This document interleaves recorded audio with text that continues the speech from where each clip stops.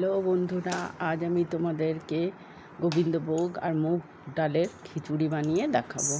প্রথমে ডালগুলোকে দেখো শুকনো কড়াতে লাল লাল করে ভেজে তুলে নিলাম। এরপর আমি একটা হাঁড়িতে জল গরম হচ্ছিলো, তার মধ্যে ভেজে রাখা মুগ ডালটা দিয়ে দিলাম।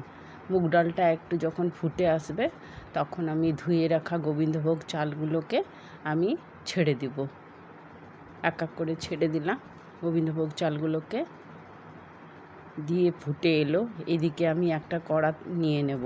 কড়ার মধ্যে সামান্য তেল দিয়ে নিলাম, দিয়ে শুকনো লঙ্কা ফোড়ন দিলাম, দিয়ে দিলাম দুটো তেজপাতা, আর দিয়ে দিলাম কিছুটা আদা আমি কুড়িয়ে রেখে দিয়েছিলাম, সেটা তেলের মধ্যে দিয়ে দিলাম।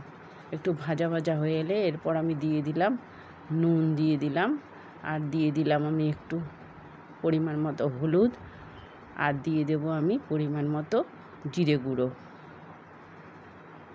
ভালো করে দিয়ে এবার মশলাটাকে ভালো করে কষিয়ে ভেজে আমি রেখে দেব।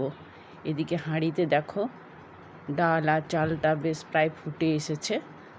এরপর আমি ওই মশলাটাকে চাল আর ডালের মধ্যে আমি মিশিয়ে দেব, দিয়ে ভালো করে নেড়ে চেড়ে নিলাম। দেখো এবার মশলাটা পুরো খিচুড়ির মধ্যে মিলে গেল।